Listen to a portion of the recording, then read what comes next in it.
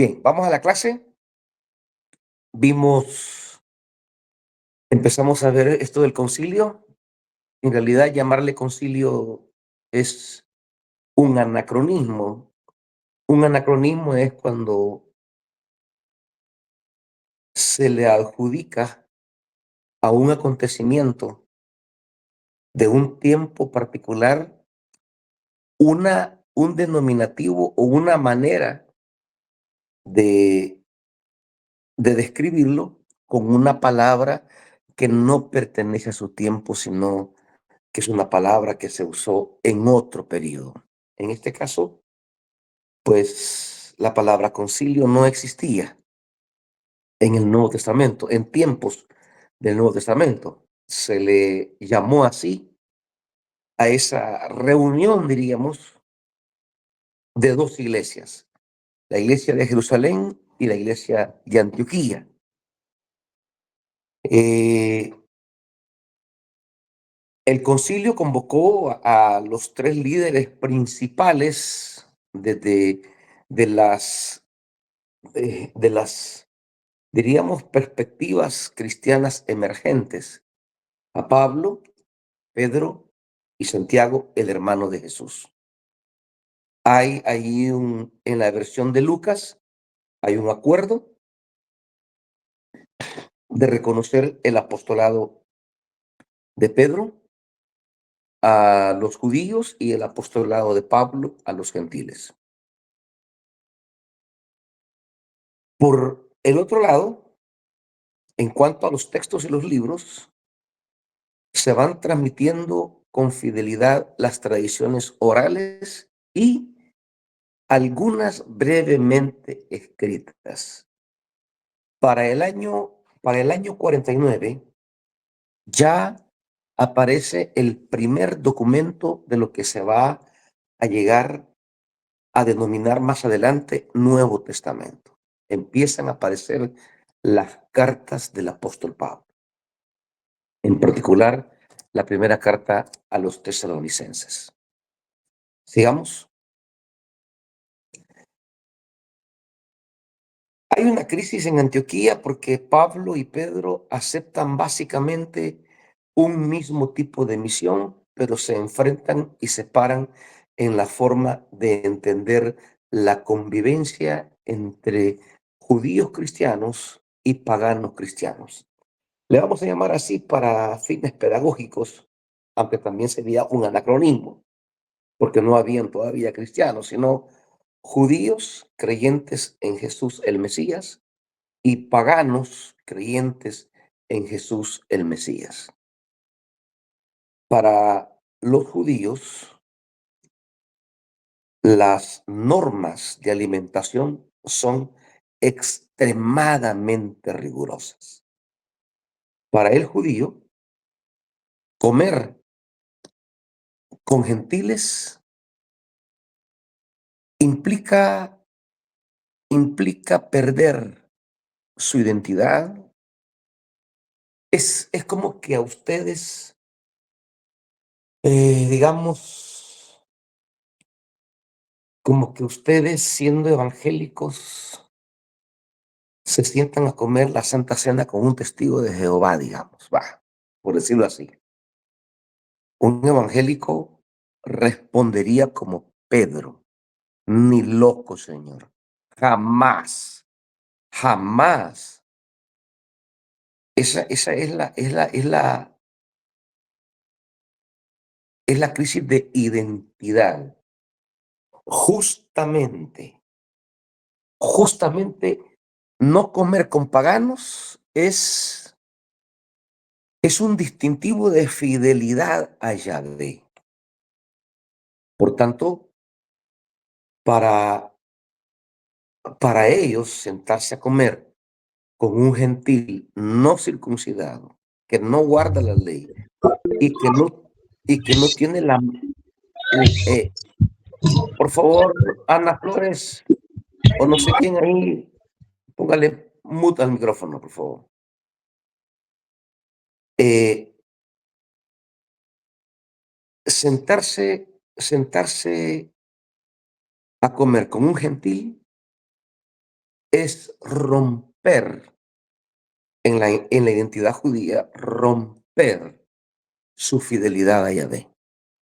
Por eso Pedro reacciona contundentemente cuando el Señor le dice en visión, mata y come. No es tanto una negativa humana en el sentido meramente cultural, es una negativa profundamente religiosa que traiciona la esencia de ser judío. Para Pablo, la mesa, al igual que Jesús, la mesa fue el lugar para todos. Claro, en Jesús fue una mesa para fariseos, para pecadores, para hombres, para mujeres, para ricos, para pobres. Pero para Pablo era básicamente la mesa, el lugar de comunión, el lugar de armonía entre la humanidad. Para Pablo, la mesa, en lugar de ser un punto de separación entre gentiles y paganos, es un punto de comunión entre gentiles y paganos. La mesa sería hoy el símbolo mayor de, de la comunión, de la armonía y de la obra que Jesús realizó. Sigamos. Si hay preguntas, pueden habilitar el micrófono e interrumpir, por favor. Consolidación y crisis de los tres proyectos. La gran misión, las tres iglesias de Pedro, de Pablo y de Santiago, con otras menos conocidas, se ha privilegiado en los orígenes cristianos estos tres liderazgos. Claro, hay otro más que es el de Juan, las comunidades juánicas, pero habrán muchas otras que no se han considerado por los historiadores. Bueno, ustedes saben que la historia no es la historia, pues la historia es lo que algunos han seleccionado como interpretación de lo que sucedió. La historia es selección y eliminación de personajes, de movimientos, de historia, porque así es, nadie tiene la capacidad de poder reproducir lo que realmente ocurrió. Junto con Pedro, Pablo, Santiago, hubo definitivamente otros liderazgos que si no captaron la atención de quienes construyeron la visión cristiana, pero sí hay muchas iglesias en el mundo como eh, la, la de Egipto, la de los etíopes, que actualmente todavía se encuentra, que no sabemos realmente quiénes fundaron tantas comunidades cristianas que están repartidas en el mundo, iglesias a las que Pablo llegó y no sabemos quién las fundó, como la de Roma. De seguro hubo otros liderazgos, pero no fueron privilegiados. Pero digamos, esas son las tres que se conocen. Estas se consolidan, se extienden. De este tiempo, del 49 al 57, son las cartas de Pablo. Aquí tenemos ya lo que hemos llamado las 7 cartas auténticas de Pablo. Reitero nuevamente lo que he aclarado en las clases iniciales. Cuando hablamos de la paternidad paulina de, de algunas cartas, no lo hacemos con el ánimo de deslegitimar el carácter de palabra divina de las otras cartas. No, no, no, no. Cuando decimos que Pablo es el autor directo o auténtico de 7 de todas las cartas que se le atribuyen, no es restar autoridad a las otras, porque las otras 6 serán reconocidas como palabra del Señor por las comunidades cristianas. Lo que hacemos al decir que él es el autor de estas 7 es ubicar a Pablo en su tiempo, en sus desafíos, en sus conflictos, en su estilo, en su manera de pensar. Y estas son las 7 cartas que recogen la personalidad, el pensamiento, el carácter del apóstol de forma directa. ¿Vamos?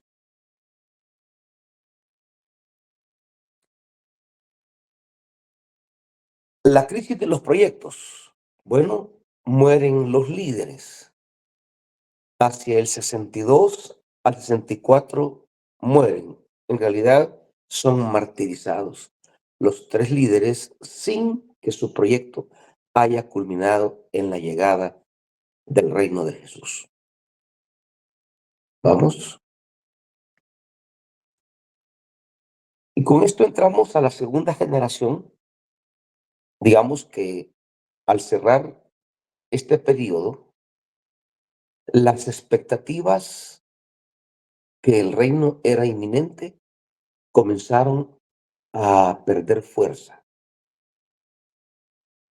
Cuando, cuando construimos una visión de vida con la perspectiva que el tiempo está por terminarse, que el tiempo se ha comprimido, se ha contraído, entonces toda la vida se organiza en torno al fin del tiempo.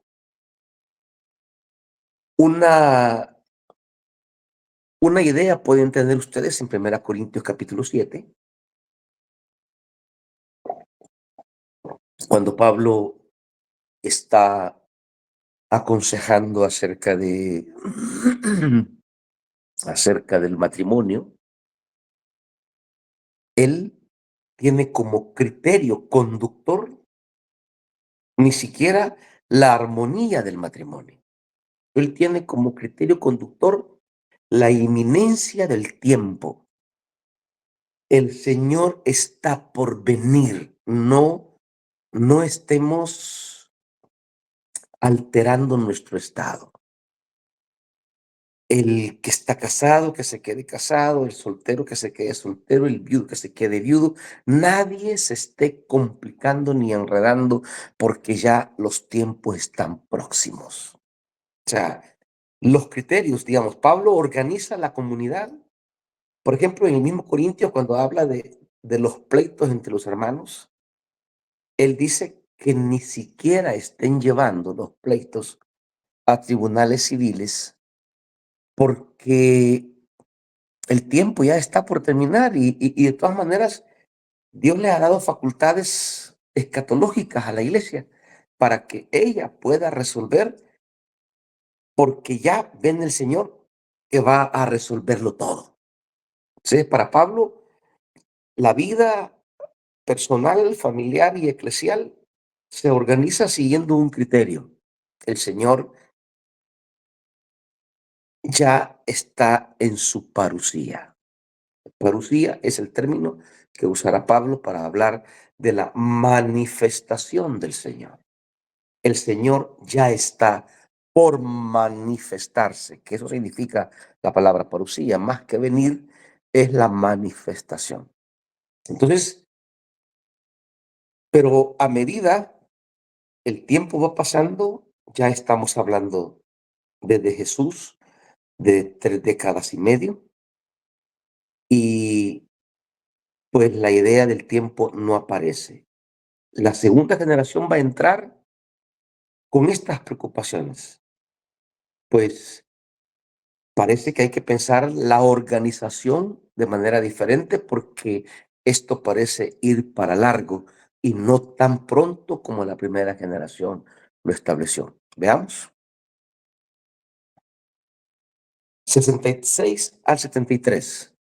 Viene la primera guerra judía y es el fin no solo del segundo templo, el fin de lo que llamamos el judaísmo del segundo templo.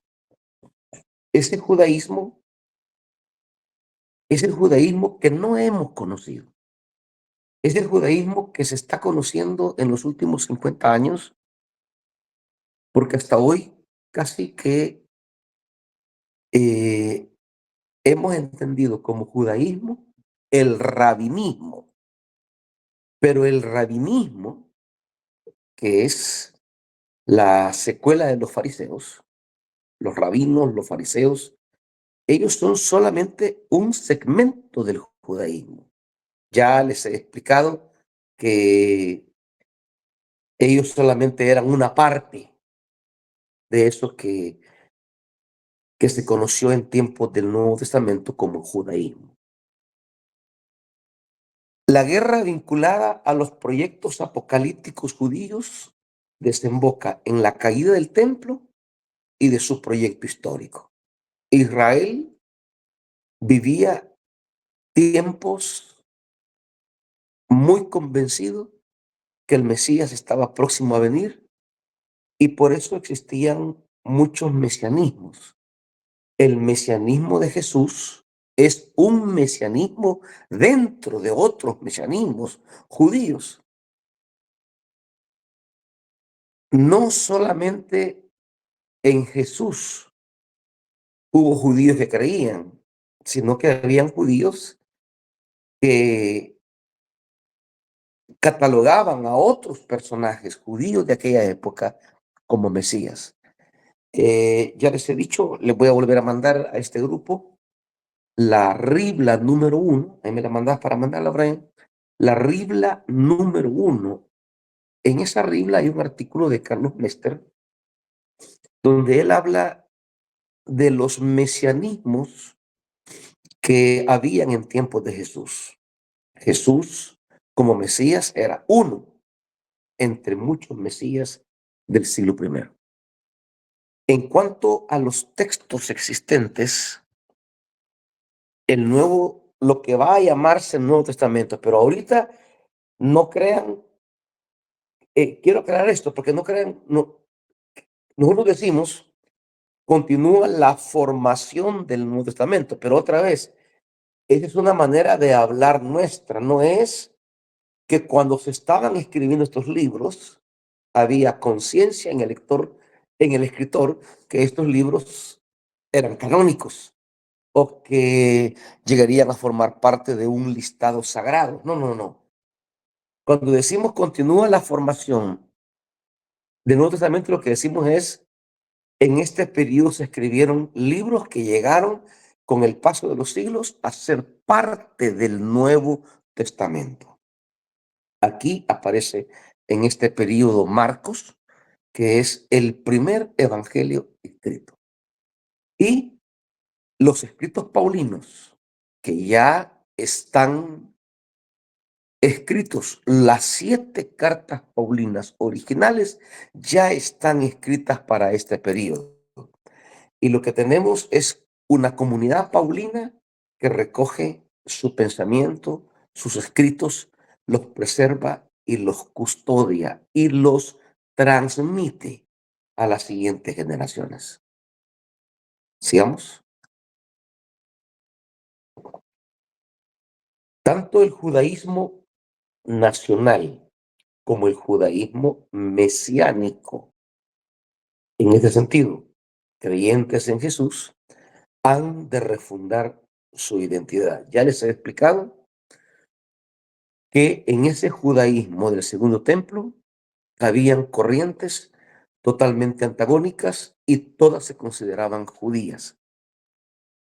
Por ejemplo, para que vean lo antagónico, fariseos y saduceos son extremos hasta sociales. Los saduceos, pues, es eh, una especie de la alta clase. Diríamos, son como, ¿cómo se llama? La, la alta alcurnia de la sociedad. Son las argollas doradas. Los fariseos no necesariamente. Ellos no están tan comprometidos o ligados al poder por el dinero o la política, sino más bien por su celo a la Torah. Y tienen un liderazgo no por economía como los saduceos. La gran mayoría de sacerdotes eran saduceos y su cercanía al templo, su apego, su nexo orgánico al templo, los hacía detentar el poder económico por lo que representa el templo en la economía. Es para que vean que son dos judaísmos completamente opuestos, no solo diferentes por su posición socioeconómica, sino por la fe. Ya los evangelios recalcan que los saduceos no creen en la resurrección, no creen en los ángeles, pero todos son judíos. No importa los distintivos doctrinales, se consideran judíos todos. Ustedes tienen a los saduceos y a los esenios. Los esenios son los sacerdotes que desertan del sacerdocio del templo porque a su juicio ese sacerdocio se ha corrompido. Así que ellos se apartan a vivir en una comunidad que se llama la comunidad de Qumran, y ellos se dedican a vivir aparte, totalmente aislado de la corrupción del sacerdocio de Jerusalén, y deciden formar una comunidad que aguarda fielmente la llegada del Mesías y mantienen una clase de purezas libres de contaminación y se dedican al estudio de las escrituras. De ellos es que en 1947 se comenzaron a descubrir las famosas cuevas de Qumran. Son cerca de 26,000 textos, no todos tan bien conservados, pero es una cantidad enorme de textos que se encontraron en estas cuevas que hablan del trabajo de esta comunidad esenia. Entonces, ustedes ven a los esenios, ustedes ven a los saduceos ligados al templo, al dinero y a Roma. Ven a los esenios en el punto totalmente opuesto, casi con una rivalidad terrible, pero todos son partes de ese judaísmo. Cuando emergen los creyentes en Jesús, es decir, los judíos que creyeron que Jesús era el Mesías, pues eso se vio como un judaísmo más. No había esa enemistad. Cuando el templo cae en el año 70, entonces se separan de forma radical los únicos dos judaísmos sobrevivientes: el fariseísmo y este movimiento creyente en Jesús. Y comienzan ambos a tomar caminos para refundar su identidad. Sigamos. Los judaísmos rabínicos y los judaísmos cristianos. Surgen los judíos rabínicos de tendencia farisea. Esto que hasta el día de hoy hemos llegado a conocer como los rabinos, vaya, ellos son herederos de la secta farisea del judaísmo del segundo tiempo. Y ellos van, en aras de crear su identidad, van a recoger todas sus tradiciones en un libro que se llama la Mishnah. Esto va a durar los primeros 200 años de la era cristiana. Por el otro lado, los diferentes escritos que hoy conocemos como Nuevo Testamento comienzan a aparecer. Mateo, Lucas, Juan, Hechos, Colosenses, Efesios, Segunda Tesalonicenses, Hebreos, Santiago, Primera de Pedro, Apocalipsis. Comienza a extenderse. Claro, no solo tenemos estos escritos, hay muchos más que hoy llamamos apócrifos, que se leían en las comunidades cristianas junto con estos escritos.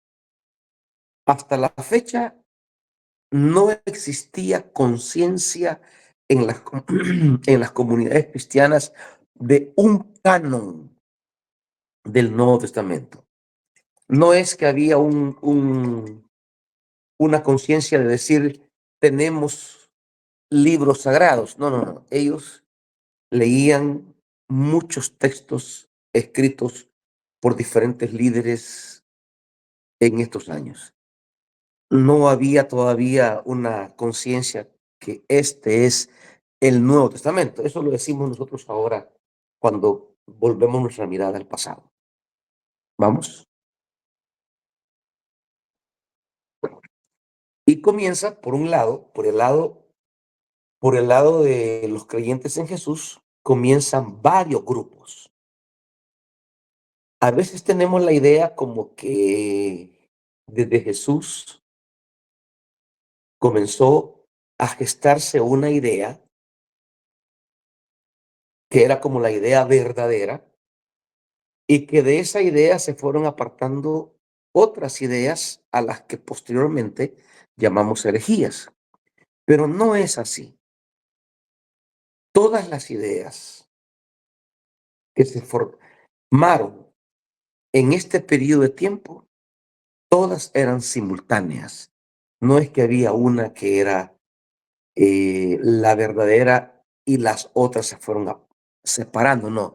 Todas convergieron desde los mismos acontecimientos. Varios grupos cristianos comienzan a fijar su identidad en torno a los evangelios, entendidos como biografías teológicas, no biografías de vida, sino teológicas acerca de Jesús, como Mateo y Lucas, y también en otros escritos. Juan, Hebreos, Apocalipsis, son lecturas de Jesús, pero son distintas. Por ejemplo, la manera en que Juan va a hablar acerca de Jesús teológicamente es distinta a la manera de Mateo y Lucas y representa la manera en que ciertas comunidades miraban a Jesús. La comunidad de Juan mira a Jesús distinta a la comunidad de Mateo y lo palpa, lo refleja, lo plasma en su escrito. Desde el comienzo entonces tenemos diferentes cristologías. Sigamos. Llegamos así a la tercera generación. Hablamos del 100 al 200 después de Cristo. Características. Eh, Terminan de construirse los últimos escritos de lo que siglos posteriores se va a denominar Nuevo Testamento. Se refuerzan y fijan varias tradiciones del Nuevo Testamento. Por ejemplo, las tradiciones paulinas se refuerzan en Primera y Segunda Timoteo y Tito. La de Pedro y Santiago. La de Santiago, pues, tanto en la carta de Santiago, Segunda Pedro y Judas, son tres cartas que son prácticamente hermanas. Se conocen, se parecen tanto en sus preocupaciones teológicas. Por ejemplo, Santiago, usted, usted lea la carta de Santiago así, sin eh, sin llevar preconcepciones, y usted no va a encontrar en Santiago que hable de Cristo de una forma tan, como diríamos, tan elevada como lo hará Pablo en Romanos o la carta a los Hebreos, por ejemplo. Santiago es bien mesurado sobre Jesús. No hay confesiones cristológicas elevadas. Él ve a Jesús en términos muy humanos, eh, muy, digamos, no sé si decir proféticos en el sentido de verlo como un profeta. No lo ve como un Dios, pues. Usted lea la carta de Santiago y vea todas las veces que aparece Jesús en la carta. La carta de Santiago es todavía una carta muy apegada a la Torá y a las costumbres judías. Ahí tenemos ya que se termina de escribir primera, segunda de Timoteo, segunda de Pedro, Judas, primera de Juan, segunda de Juan y tercera de Juan. Culminan las grandes tradiciones canónicas en la línea del discípulo amado y la tradición de Pedro.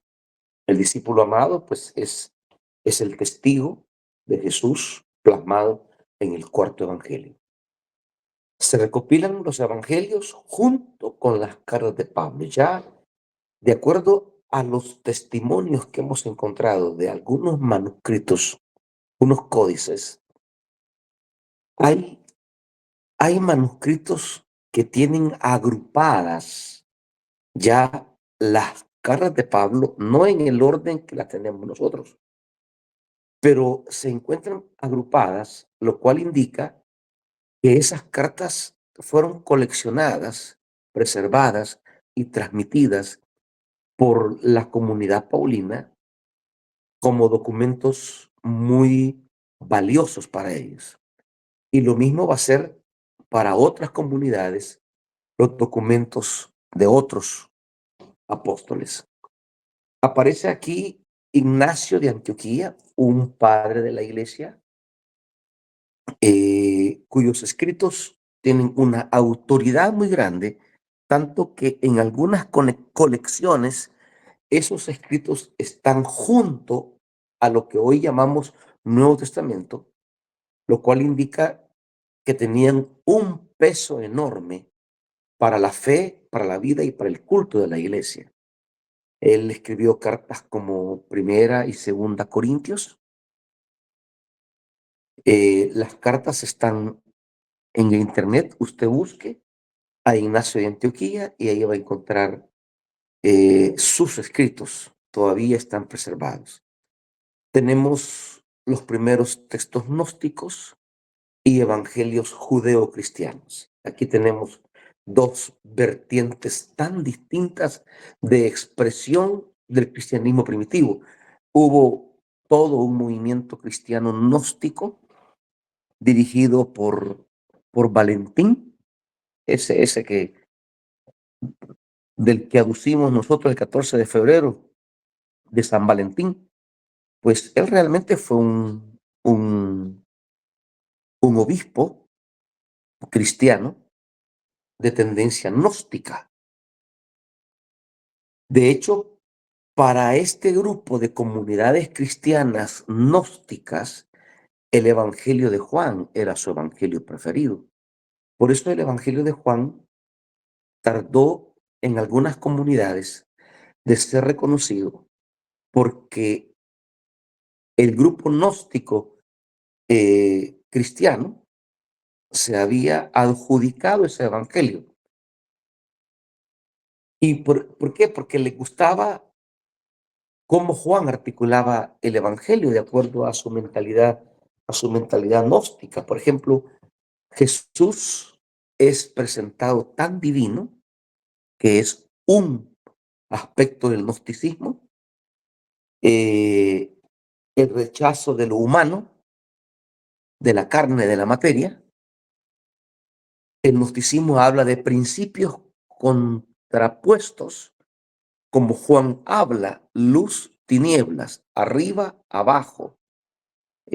Juan es un evangelio construido en polos, ¿verdad? Eh, y habla de Jesús de forma tan abstracta, tan elevada, que es muy distinto a Marcos, por ejemplo, que es una tónica mucho más humana. Y comienzan a surgir también evangelios judeocristianos. Les voy a mandar también ese libro de los apócrifos, Brian, para que vean la variedad de evangelios que se escribieron en el siglo I y II. Y muchos de ellos eran leídos en las comunidades cristianas. Para este periodo aparecen, si es que no antes, como el Evangelio de Tomás, que yo creo es contemporáneo a Marcos, aparecen algunos textos apócrifos. Aparecen dentro de los apócrifos evangélicos el de los hebreos, o sea, el Evangelio de los hebreos, el Evangelio de los nazarenos, el Evangelio de Tomás, el Evangelio de Felipe. Vamos. Aparecerán otros textos que también serán no canónicos. Pero claro, llamarle no canónico, le llamamos hoy. Para ese momento, muchos de estos textos eran palabra de Dios para muchas comunidades, no para todas, pero sí para algunas. Por ejemplo, Clemente de Roma, no, Clemente creo que fue el que escribió Primera y Segunda Corintios, hermanos. Pero ya les voy a mandar yo los textos de los padres apostólicos. Aparece un libro que gozó de gran autoridad, de un reconocimiento como palabra de Dios, la Didache, o llamada también la enseñanza de los apóstoles. Este libro es tan precioso, es una serie de normativas de cómo identificar, de cómo eh, manejar situaciones al interior de las comunidades cristianas, situaciones como la Santa Cena o la Eucaristía, el partimiento del pan, los bautismos, los profetas itinerantes, cómo deben ser tratados. Están las cartas de Ignacio. Ignacio va al martirio y a medida va caminando por las ciudades donde debe pasar la caravana que lo lleva al martirio, él va escribiendo sus cartas en el camino. Tenemos las odas de Salomón, es lo que yo les digo a ustedes. Odas de Salomón es un escrito que fue compuesto en este periodo, pero por supuesto no significa en modo alguno que Salomón lo haya escrito. Es la costumbre antigua de tomar un escrito o hacer un escrito y atribuírselo a un personaje relevante dentro de la historia de fe de esa comunidad o de ese pueblo. Entonces, escriben este libro y le llaman de Salomón, pero por la costumbre de la atribución ficticia de ese libro a un autor que realmente no lo escribió. Tenemos la epístola de Bernabé, el pastor de Hermas, muy estimado, el pastor de Hermas, un escrito muy reconocido, de mucha autoridad. Tenemos a Justino, Atenágoras, que fueron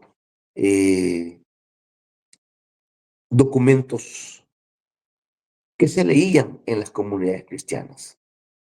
Aquí empiezan a, a surgir los primeros apologetas, llamados así, eh, creo yo, por la historia y no por ellos mismos.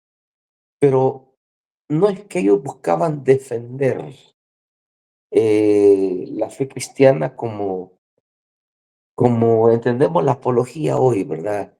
Como entendemos hoy eh, esta palabra como, como la defensa de la fe cristiana superior a otra creencia. No, no, no. Lo que ellos hacían, del cual Justino es representante fiel, es tratar de responder a las críticas de los que era objeto las comunidades cristianas. Fueron criticados como una religión del vulgo, afirmando que eso era para ignorantes. Fueron criticados que en sus reuniones hacían toda clase de orgías sexuales, que partían un niño y se lo comían, haciendo alusión a la cena. Aquí empiezan algunos escritores como Justino a rebatir las acusaciones, no tanto a defender la fe, sino a, a esclarecer las prácticas que tienen los cristianos. Tenemos una eclosión de la literatura gnóstica, comienza a producirse mucha literatura gnóstica que se va a separar de la gran iglesia. El cristianismo gnóstico. Y todavía hay grandes sectores en Siria, en Egipto, de este cristianismo. Aparecen los padres apologetas en el sentido anteriormente explicado y los primeros teólogos llamados ortodoxos, cuyo representante fundamental es Ireneo de León. Su gran obra llamada Contra los herejes todavía existe, si no en griego como él la escribió, pero hay una traducción al latín que es la que se ha preservado hasta el día de hoy. Sigamos. Aquí entramos ya a comenzar a fijar un canon y comienza a emerger algo que no era parte del Nuevo Testamento como lo conocemos hoy, el episcopado. Aquí comienzan a generarse estructuras que le den estabilidad a este movimiento y le den identidad. Repito, para esta época, la iglesia se percata que esto de creer en Jesús va para largo, pues que pareciera que la inminente llegada o manifestación del Mesías, pues no ha resultado, no ha aparecido. Y entonces, ¿qué de las comunidades cristianas? ¿Cómo, cómo van a preservarse? ¿Cómo van a mantenerse? ¿Cómo van a continuar en el tiempo? Y entonces comienzan estas partes de que estas comunidades separadas ya y expulsadas ya del judaísmo, comienzan a generar su propia identidad. ¿Quiénes somos? ¿En qué creemos? ¿Cuál es nuestra fe? ¿Qué es lo que nos separa de los judíos? Y comienzan a crear estructuras de identidad, de organización y de autoridad. Y aquí comienzan dos líneas de autoridad, el canon y el episcopado. El canon, la búsqueda de ciertos libros que recogen la fe de los que siguen a Jesús y a nivel eclesial, digamos, a reconocer una estructura de autoridad. Aquí el tema es la autoridad. La autoridad de fe canon y la autoridad organizativa, el episcopado. Desde este momento es en este contexto donde comienza a hablarse de Antiguo y Nuevo Testamento. No se ha hablado así ni en el siglo primero ni a la mitad del segundo siglo. Es en la segunda parte del segundo siglo donde comienza a hablarse ya de el Antiguo y del Nuevo Testamento, que ya les he explicado que son categorías que no hacen justicia ni al contenido ni a la relación de ambos documentos. Es complicado, no hay un consenso real cómo llamarle al Antiguo Testamento y cómo llamarle al Nuevo Testamento. Entre los estudiosos actualmente, pues se le llama al Antiguo Testamento Biblia hebrea, lo cual es un problema porque supondría supondría que el Antiguo Testamento fue escrito en hebreo. Predominantemente sí, pero no solo está en hebreo, porque porque aún en el Antiguo Testamento que tenemos, hay partes en arameo. Y según el Antiguo Testamento que se use, ya sea si se usa el Antiguo Testamento de Palestina o el de la diáspora, pues vamos a entender que el Antiguo Testamento de la diáspora contiene lo que llamamos deuterocanónicos y estos fueron escritos en griego. Por tanto, llamarle Biblia hebrea es un equívoco porque eso sería solo aplicado para la Biblia de los rabinos. Pero el Antiguo Testamento rabínico, que es el que tenemos en nuestras Biblias, este es un Antiguo Testamento. Porque el Antiguo Testamento de la diáspora es otro, que es el que va a usar la iglesia primitiva, y llamémosle así, en la Septuaginta. La Septuaginta, que es el Antiguo Testamento griego, pues tiene los libros que llamamos apócrifos o deuterocanónicos. Eh, es difícil entonces saber cómo llamarle al Antiguo Testamento para hacer justicia. Lo vamos a dejar como actualmente se está usando en los estudiosos, la Biblia hebrea, aunque no haga tampoco justicia del todo a lo que será reconocido como Antiguo Testamento. Pero tenemos así la Biblia hebrea y los textos cristianos. Para la fe cristiana, ambas colecciones son palabras de Dios y forman nuestras sagradas escrituras. Ya hacia el año 200 aparece un documento que se conoce como el Canon de Muratori. Ustedes saben que los documentos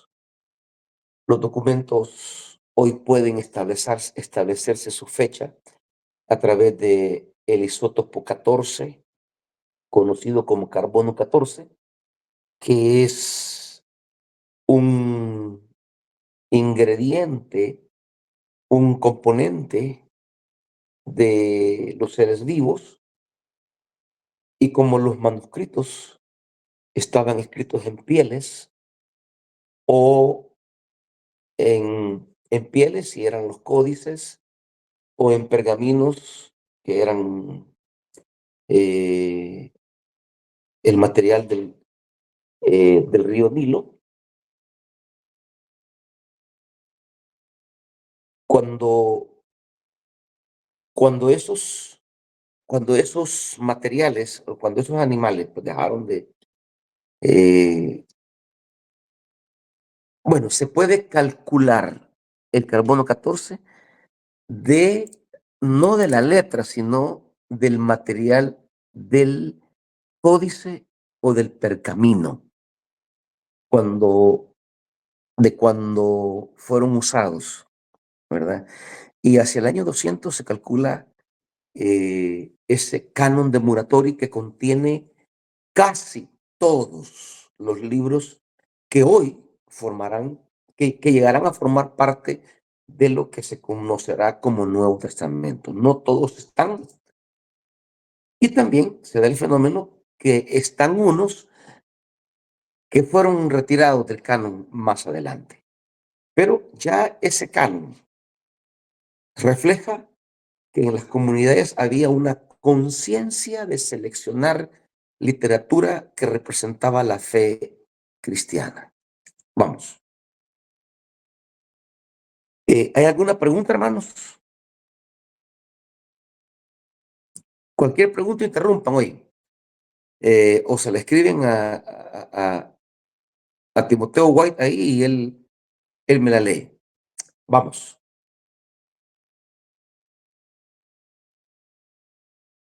Entremos a las denominadas cartas de Pablo.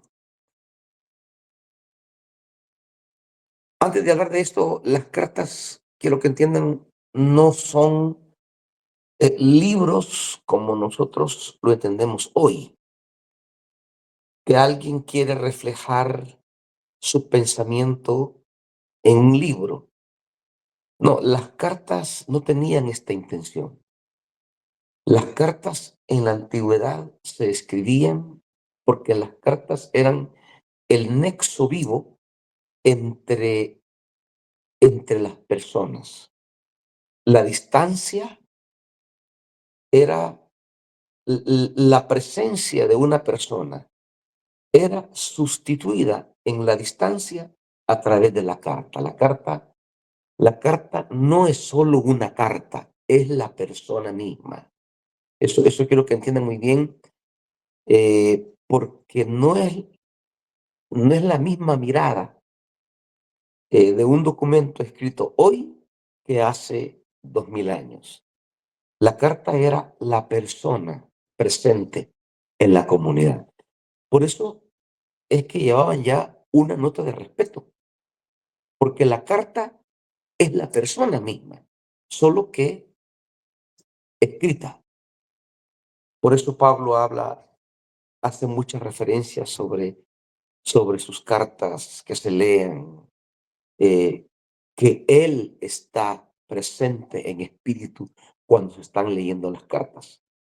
Por tanto, la carta no simplemente es la carta de Pablo, no, realmente es Pablo presente allí en la carta. Sigamos. A excepción de Romanos, las cartas de Pablo son escritos circunstanciales, es decir, obedecen a problemáticas, a polémicas, a situaciones, y no intentan ofrecer una teoría del cristianismo, sino responder a problemas concretos que sus comunidades le plantean. Tienen así el valor de introducirnos en la vida real de las comunidades a los 20 años de la muerte de Jesús. Vamos, son los primeros escritos, las de Pablo son los primeros escritos del Nuevo Testamento y uno de los testimonios más impresionantes de la literatura religiosa universal. Se suele distinguir entre las 7 cartas auténticas de Pablo, las proto-paulinas, proto es primero, Romanos, Primera Corintios, Segunda Corintios, Gálatas, Filipenses, Primera Tesalonicenses y Filemón, todas dirigidas a comunidades a excepción de Filemón. Y las 6 escritas por las variadas escuelas de discípulos de Pablo, denominadas deuteropaulinas, Efesios, Colosenses, Segunda Tesalonicenses, Primera Timoteo, Segunda Timoteo y Tito. Según Hechos 9 y Hechos 22, el judío Saúl, que tomará primero el nombre helenizado de Saulo y después el latinizado de Paulus o Pablo. Nació en Tarso de Cilicia y, como suponen sus cartas, recibió educación helenística, quizá en Tarso, que era entonces centro de cultura y educación judía. Bueno, centro de cultura. Recibió educación helenística y educación judía, quizá en Jerusalén, según lo dice Lucas en Hechos 22:3, aunque este pueda que sea un dato teológico más que histórico. Eso lo vamos a ver más adelante. Él mismo se presenta como fariseo, Filipenses 3:4-5, eso ya es biográfico, autobiográfico, él lo dice, partidario fuerte de la identidad nacional judía.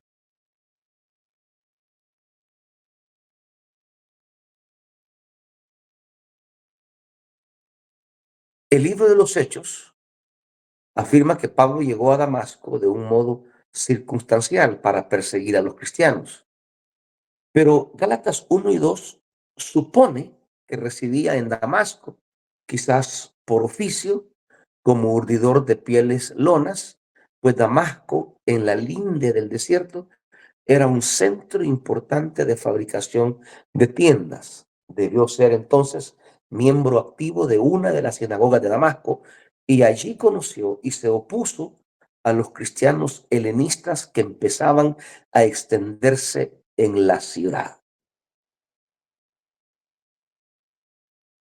Lo hizo por dos razones.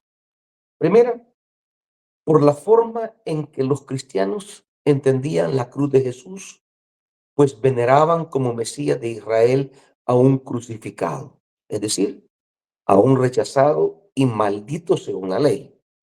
Él mismo lo dice en Gálatas 3, actuando así en contra de la identidad judía y de la justicia de Dios.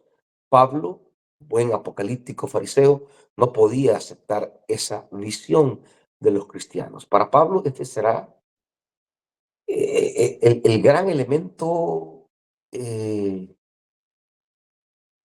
distintivo de los cristianos. Como un maldito por la ley y como un eh, desprestigiado por el imperio, ¿cómo será que él va a ser el Mesías? Como que ustedes quieran pensar que alguien, apaguen el micrófono, por favor, apaguen el micrófono, como que ustedes quieran pensar que uno que esté en el secot llegue a ser un venerado líder cuando a nivel social hay un desprecio por ese tipo de personas. La sociedad puede ver a un pandillero condenado por el sistema eh, y nunca le va a dar un lugar apreciado entre ellos porque tiene una carga independientemente de las cosas que ha cometido. Estoy hablando del rechazo en el ideario social hacia alguien así.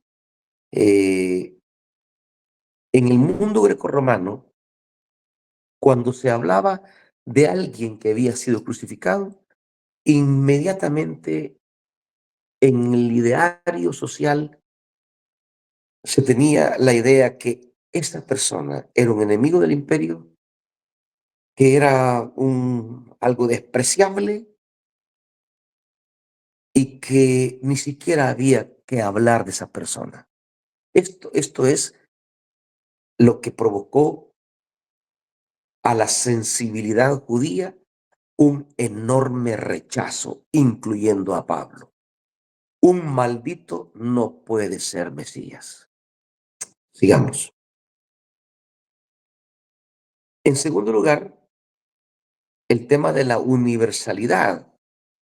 Pablo defendía la separación y expansión del judaísmo conforme a las promesas nacionales. A su juicio, Los cristianos helenistas que intentaban abrir el falso mesianismo de Jesús a los gentiles destruía la identidad nacional judía. Creer en Jesús crucificado y creer que, que se borraban las separaciones, para Pablo ese era un atentado a la identidad del judaísmo. Así que él va a atacarlos violentamente. Suele decirse que Pablo se convirtió, pero él no utiliza jamás esa palabra. No se convirtió, o sea, no empezó a hacer otra cosa, sino, tal como lo dice él, Dios le abrió los ojos y desde su propia raíz israelita descubrió una nueva luz. Recibió una vocación radical, como los antiguos profetas Isaías o Jeremías. Lo que se entiende por conversión fue en realidad una revelación mesiánica en la línea de la tradición profética de Israel. Es como que ustedes quieran pensar que Samuel se convirtió, que Isaías se convirtió, que Jeremías se convirtió, que se convirtió, como que abandonaron su religión y adoptaron otra. No, no, no. Ellos, desde su fe israelita o desde su fe judía, ellos alcanzaron una nueva comprensión de su fe.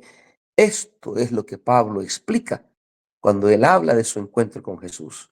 Él se coloca en la línea de los profetas a quienes se les reveló, se les abrió el cielo para convocarlos a una tarea. Así es como Pablo entiende su encuentro con Jesús. No es una conversión que implique cambiar de fe o cambiar de religión. No, nada que ver. Sigamos. Pablo la presenta así. Fíjese cómo Pablo habla de esta experiencia revelatoria. Pero Dios, que me había elegido ya desde antes de mi nacimiento, eso nos recordará a Jeremías, me llamó por pura benevolencia para revelarme a su Hijo y darme el encargo de anunciar su mensaje evangélico o el mensaje de las buenas nuevas a los que no son judíos. Ahí están los componentes vocacionales. Todo lo que encontramos en el llamamiento de Moisés, el llamamiento de eh, Samuel, el llamamiento de Isaías, Jeremías, Ezequiel, todo pertenece a un género que se llama eh, el género de vocación. Mantiene un perfil literario semejante con los mismos ingredientes. Hay un libro, es, es el primer libro de una serie de, de Verbo Divino, se llama La vocación del líder. Analiza todos estos relatos de vocación. No se los prometo en PDF porque creo que ese no está en PDF. Su autor es Pérez del Olmo. Esa fue su tesis doctoral, si no mal recuerdo. Eh, y estos son los componentes. La elección, el llamamiento, la revelación y la misión. Pablo se está colocando en la línea de los profetas y la manera en que Dios lo llamó para encomendarle la misión. No solicité entonces, dice él, ningún consejo humano, ni siquiera fui a Jerusalén para hablar con quienes eran apóstoles antes que yo, sino que me fui a la región de Arabia. Fíjese bien, esta parte es una parte que no muchos conocemos. se fue a la región de Arabia. Es como un tiempo de misión que él tuvo. Pareciera que no le fue tan bien porque no tenemos mayor información de eso. De dónde volvió otra vez a Damasco y 3 años más tarde fui a Jerusalén. Vamos, veamos esa misión que Pablo habla de Arabia. Pablo no inició su misión hacia el occidente, que es hacia donde conocemos hoy la obra misionera de Pablo. O sea, rumbo a lo que es Turquía hoy, toda Asia Menor, Grecia, Roma y España, que era su sueño. Sino que él comienza su misión en el entorno árabe de Damasco. Pablo, no tenemos explicaciones por qué, pero él tenía mucho deseo de llevar la misión, ya sea a oriente o al norte. El libro de Hechos nos dirá en el capítulo 16 que el Espíritu no se lo permitió, sino que lo empuja a occidente. Él inicia su misión en el entorno árabe de Damasco, que estaba bajo el control de los reyes nabateos de Petra, tributarios de los romanos. No se sabe si predicaba en griego, pues muchos habitantes de la zona estaban helenizados, o en arameo, que era la lengua franca de parte del oriente, o en árabe, que era el idioma de los fabricantes de tiendas que se usaba. Algunos suponen que viajó al Oreo, al Sinaí, para presentarse ante Dios como Elías. Otros piensan que caminó hacia Oriente, quizás Palmira, para abrir desde ahí el camino de los gentiles, los que habitaban en tiendas, dice Oseas 2:14, como una manera de cumplir Oseas 2:14, para que vinieran a Jerusalén, donde había de revelarse el Mesías, conforme a una esperanza profética que está al fondo de Mateo 2 y Mateo 8. Sea como fuere, en el fondo de esa misión hay una esperanza apocalíptica vinculada a tradiciones cercanas a Juan el Bautista y Jesús, que empezaron su búsqueda al otro lado del Jordán. Es decir, buscando el oriente. Ellos buscaban el oriente para reiniciarlo todo. Pablo habría querido preparar en oriente la llegada del Mesías, o sea, el reino de Dios, para ir con él a Jerusalén, donde tendría que instaurarse el reino. Bueno, de hecho, el Antiguo Testamento habla muy poco de Occidente, y cuando habla de las naciones que subirán a Jerusalén, casi siempre habla de las naciones orientales, que era el interés enorme de Pablo. Donde empezó todo, pues, donde empezó Abraham y todas las naciones que él vino conociendo, y marchar hacia Jerusalén. Era su sueño. Vamos. Pero pareciera que hubo algún elemento de fracaso en la misión árabe.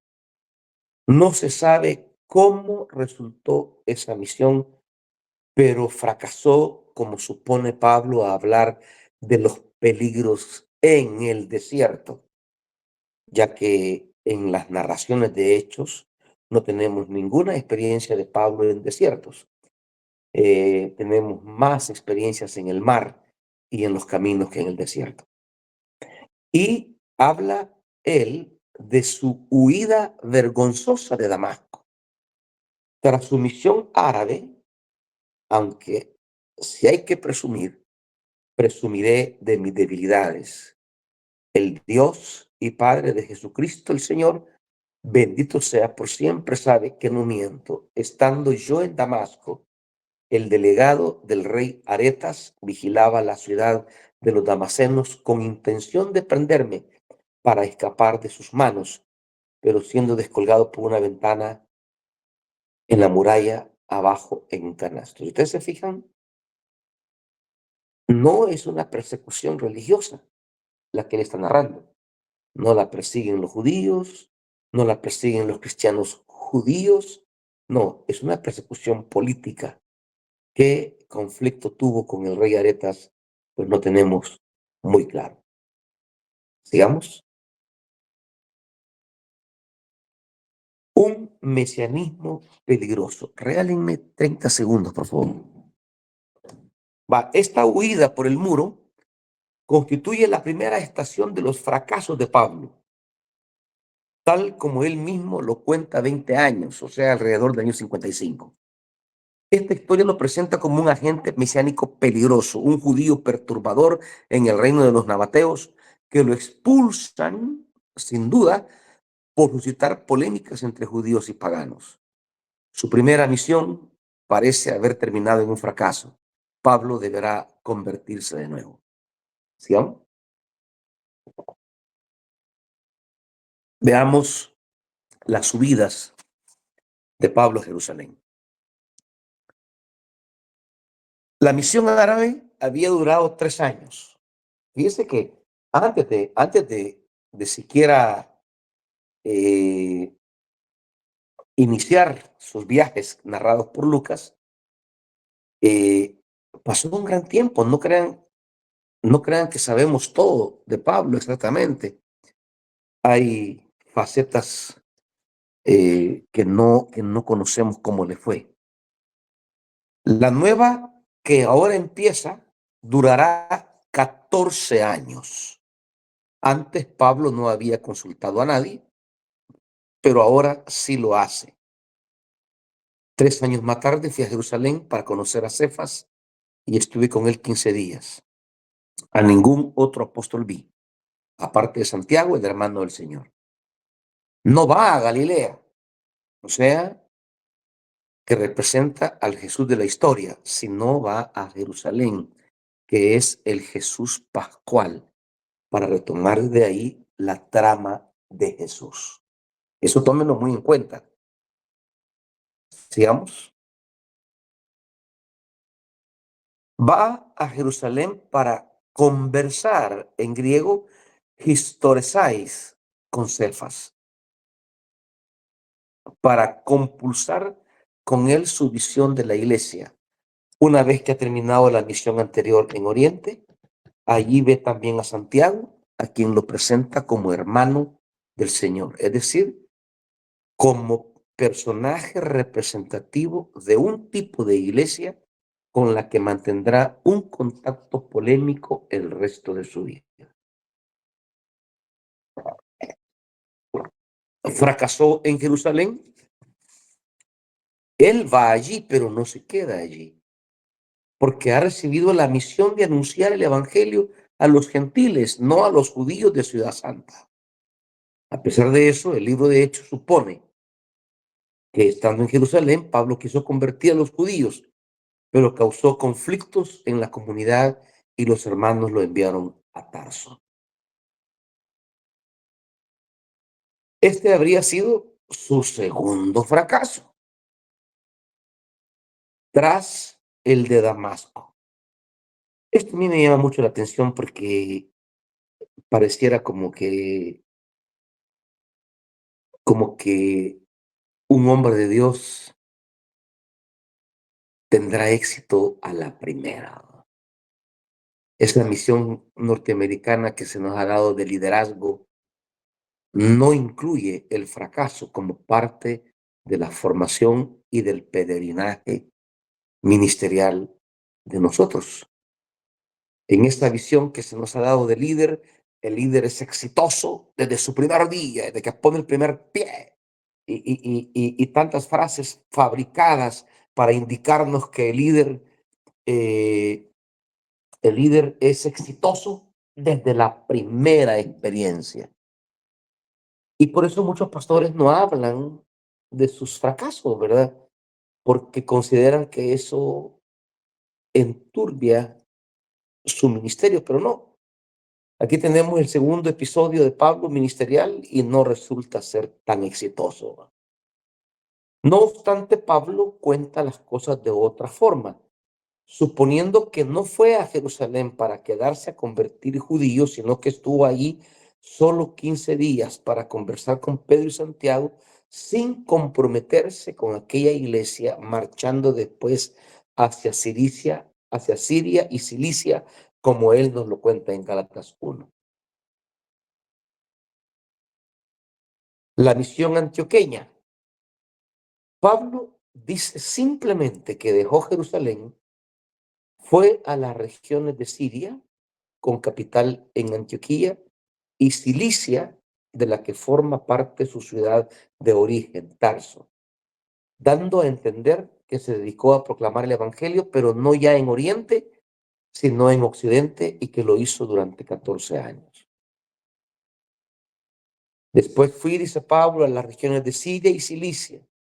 A todo esto, las iglesias cristianas de Judea seguían sin conocerme en persona. Únicamente habían oído decir que el que en otro tiempo nos perseguía, ahora anuncia la fe que antes pretendía aniquilar, y alababan a Dios por causa mía. Y al cabo de 14 años volví a Jerusalén con Bernabé. ¿Ya? Esto es todo lo que Pablo dice de esos 14 años de misión, sin añadir nada más sobre su forma de actuar, ni sobre los lugares o temas de su predicación. Con su estilo habitual, Lucas desarrolla de un modo programado y dramático esta segunda misión, poniendo de relieve dos rasgos. Primero, Antioquía. Pablo forma parte de la iglesia de Antioquía. Recuerden que Bernabé lo fue a traer a Tarso, donde él se había sentado, actuando en ella y desde ella como colaborador de Bernabé. Siempre que se va a mencionar la pareja Pablo y Bernabé, aparece Bernabé en primer lugar. Será más adelante, hasta creo que fue cuando lo apedrearon en Listra, o cuando fue lleno del Espíritu, que va a cambiarse y va a ponerse a Pablo antes de Bernabé. Lean el primer viaje misionero para que vean este giro que tendrá el orden de los personajes. Esto habla de una visión particular de cada quien. En este contexto hay que hablar de un giro apostólico de Pablo, que salió de Damasco, pasando por Jerusalén, para instalarse en y actuar desde Antioquía, que aparece ahora como un centro del movimiento cristiano.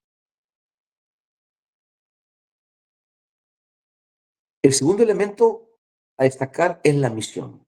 Pablo y Bernabé misionan por diversas ciudades y regiones del entorno, Chipre, Antioquía, Pisidia, Iconio, Listra, creando comunidades de cristianos gentiles sin obligarlos a circuncidarse y a hacerse judíos. En este momento Pablo asume la teología de Antioquía, de manera que no tuvo que escribir cartas especiales a las comunidades o no se conserva el recuerdo de ellas.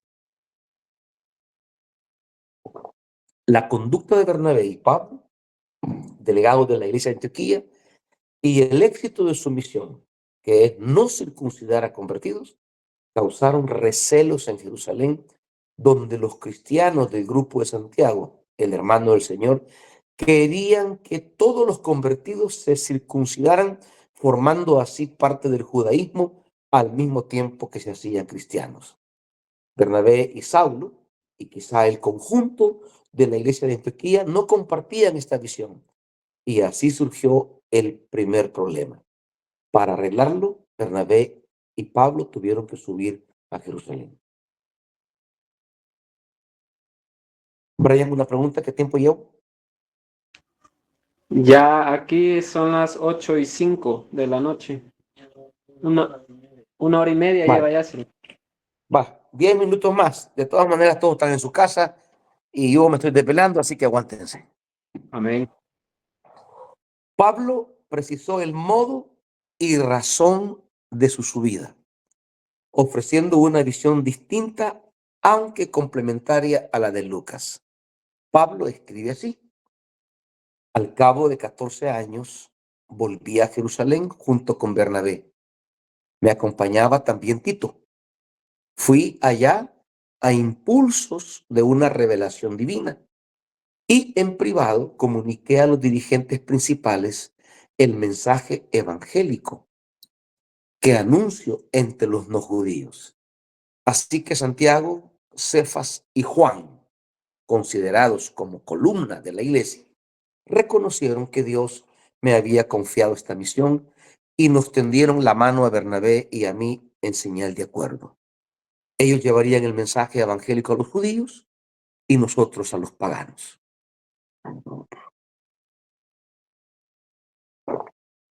Pablo afirma que subió a impulsos de una revelación divina, data apocalipsis, es decir, por una inspiración especial de Dios. En contra de eso, Hechos 15, 1, 2, dice que Pablo y Bernabé fueron enviados por la comunidad, de manera que actuaron como delegados de la iglesia de Antioquía. Más aún, Hechos 15 supone que los paganos cristianos tuvieron que hacer algunas concesiones para compartir la mesa con los judeos cristianos, abstenerse de carne ofrecida a los ídolos, de sangre y carne sin desangrar y de un tipo de prostitución. En contra de eso, Pablo no recuerda ni acepta ninguna concesión, suponiendo que los paganos cristianos podían seguir siendo lo que eran y haciendo lo que hacían desde su propia cultura, sin necesidad de cumplir la ley judía, siempre que aceptan a Cristo, pero no como judío, cumplir una ley nacional y cultural, sino como hijo de Dios y Mesías crucificado. Claro, esto, aceptar a Cristo, no tiene que ver con cómo manejamos nosotros la palabra aceptar a Cristo. Ahora no, reconocer sería, reconocer a Cristo como hijo de Dios. Hermana Estelita, apague su micrófono, por favor. Gracias. Sino reconocer a Cristo como hijo de Dios y Mesías crucificado. ¿Vale? Veamos la tercera misión. Claro, ambas visiones, la de Pablo y la de Lucas, no digo que sean contradictorias en gran medida, pero son distintas. Aunque en el tema de las concesiones, Pablo sí está claro que no aceptó nada que atentara a la libertad del evangelio. Tercera misión. El incidente de Antioquía. El tema de la misión a los gentiles parecía resuelto y, sin embargo, tras un tiempo estando Pablo en Antioquía, vino Pedro a residir a esa comunidad. Allá donde Pedro, Hechos 12 dice, y Pedro se fue a otro lugar, ese lugar es Antioquía. Y ahí surgió un conflicto. Pero cuando Cefas vino a Antioquía, no de visita, sino que a vivir, me encaré abiertamente con él porque no procedía como es debido. El caso es que al principio no tenía reparo en comer con los cristianos de origen no judío, pero llegaron algunos pertenecientes al círculo de Santiago y entonces Pedro comenzó a distanciarse y a evitar el trato con los no judíos, como si tuviera miedo de los partidarios de la circuncisión. Semejante actitud de fingimiento arrastró tras sí a los demás judíos e incluso al mismo Bernabé. Viendo pues que su proceder no se ajustaba a la verdad del mensaje evangélico, eché en cara a Cefas delante de todos. Tú que eres judío te comportas como si no lo fueras, adaptándote a los judíos. ¿Cómo quieres ahora obligar a los no judíos a comportarse como judíos? En la perspectiva de Pablo, incluso su conflicto con Bernabé no tiene nada que ver con Juan Marcos, como lo dice Lucas.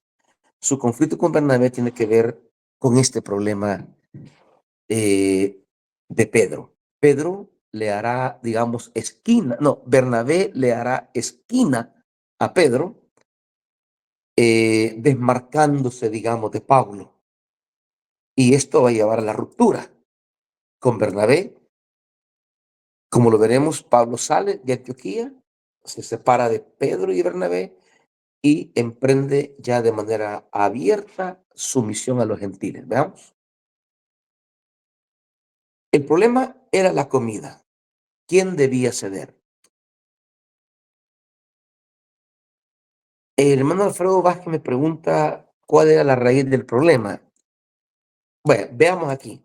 Aquí está la respuesta. El problema no era la existencia de cristianos gentiles, o sea, gentiles sin circuncidarse. Ese no era el problema. Ya Pedro y Bernabé ya estaban creciditos y ya aceptaban que los gentiles no se circuncidaran, sino su relación con los judíos para que unos y otros pudieran convivir en la mesa, o sea, comer juntos. Alguien debía ceder. ¿Quién había de hacerlo? ¿Debían ceder los judíos sin atarse a la circuncisión y a sus normas de pureza, uniéndose con los incircuncisos, compartiendo con los paganos vida y mesa? ¿O debían ceder los paganos asumiendo y cumpliendo unas normas de pureza propias de los judíos para poder convivir y comer con ellos? Este es el tema. Este es el problema de fondo. ¿Sigamos? Ante este problema, podían darse y se dieron dos respuestas. La de Pedro supuso que todos debían ceder. Los judíos aceptando a los paganos y los paganos aceptando por su parte ciertos elementos de la ley judía, en especial los vinculados a los ritos de comida. La segunda respuesta es la de Pablo. Pablo supuso y afirmó que los paganos cristianos no debían ceder para convivir con los judíos. Ellos podían ser cristianos sin cumplir las normas nacionales sagrados de la ley israelita. Los que debían cambiar, si querían mantenerse fieles a Jesús, eran los judíos cristianos, relativizando las normas de su ley, particularmente de comidas y circuncisión, al vincularse en comunidad a los paganos. Ciertamente, Pablo no se limitó a misionar entre judíos, sino que aceptó la misión a los paganos, como lo hacía la iglesia de Antioquía, mucho antes que él. Pero a diferencia de Pablo, mantuvo ciertas normas de separación que debían imponerse a los gentiles para que les aceptaran los judíos según el decreto de Hechos 15. Ese en la versión de Lucas, ¿ya? Son con los años de la gran misión, con la creación de las comunidades propias y la redacción de sus cartas, los escritos más antiguos del Nuevo Testamento. En los años 49-50 comienza la primera gran misión independiente de Pablo, pasando por Galacia, Asia Menor, para alcanzar la parte europea de Grecia, por Filipos y Tesalónica, llegando a Corinto. Ojo, fíjense bien. ¿Usted no se ha preguntado por qué Pablo no escribe ninguna carta a las iglesias de el primer viaje que hizo con Bernabé? Todas las cartas que Pablo escribe, las escribe del periodo cuando él comienza su misión independiente de Bernabé. No tenemos ninguna carta que tenga que ver ni con Antioquía ni con las iglesias de la primera misión. Eso Pablo lo deja atrás. Es como el campo que le deja a Pedro y a Bernabé. No se mete en nada en ese campo. Es lo que él siempre habla. de no sembrar en un campo de otros. Así que diríamos, su labor apostólica plena es cuando se separa de Antioquía, dejando a Pedro y a Bernabé en Antioquía, y él se va a Éfeso, desde donde él misiona ahora y donde van a nacer sus cartas. Démosle.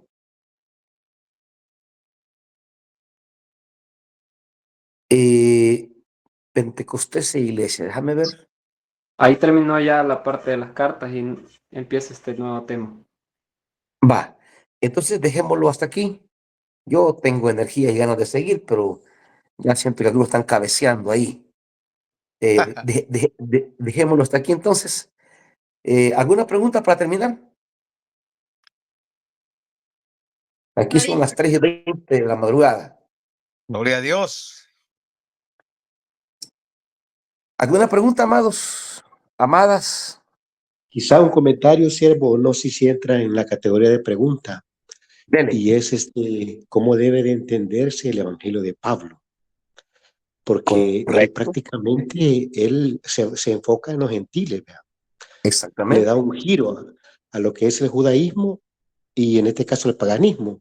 Entonces me llama la atención el Evangelio que él predicaba. Claro, Por es ahí más, vamos. él llega a decir mi evangelio, ¿verdad? Él llega a usar esa frase, mi evangelio, para referirse a, a un contenido particular que él predica, eh, que pareciera que no armoniza con lo que más adelante se llamarán los evangelios, pero sí, por supuesto que sí. De Pablo es la total libertad, la desligación cultural de Israel. Este es el punto. Imagínense que, qué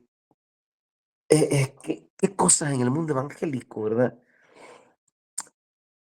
Pablo es el paladín de desvincular la fe en Jesús para el mundo pagano de todo elemento étnico de Israel.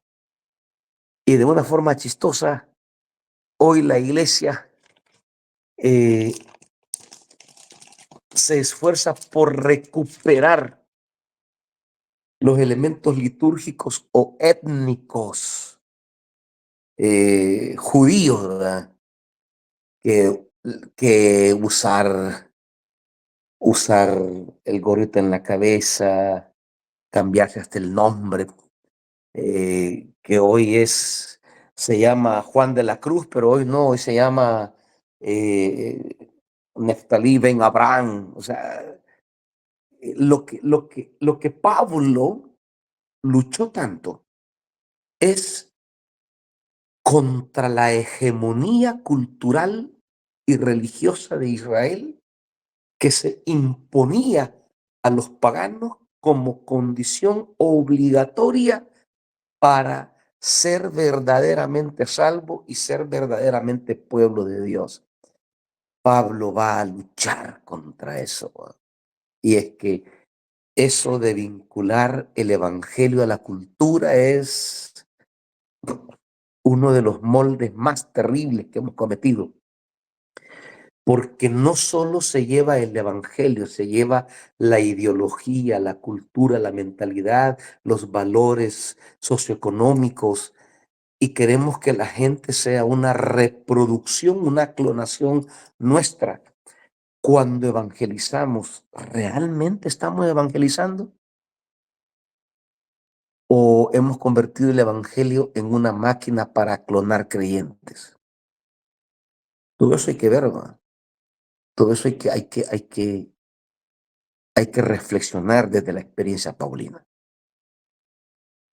¿Alguien más?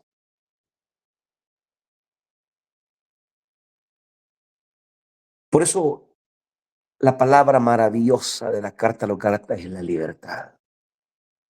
es que no hay hombre más libre como Jesús, ni hay una palabra que describa la vida del Evangelio, que es la libertad. Esa libertad que la religión nos roba, esa libertad que tantas leyes que hemos inventado nos quita. ¿Cómo es posible, dice Pablo, nos diría Pablo, que han vuelto otra vez a dejarse esclavizar? Bien, que Dios me les bendiga. Ruego y cuento con sus oraciones, pueblo de Dios, para que todo lo que tenga que hacer aquí termine en mucha bendición y pueda estar pronto con ustedes.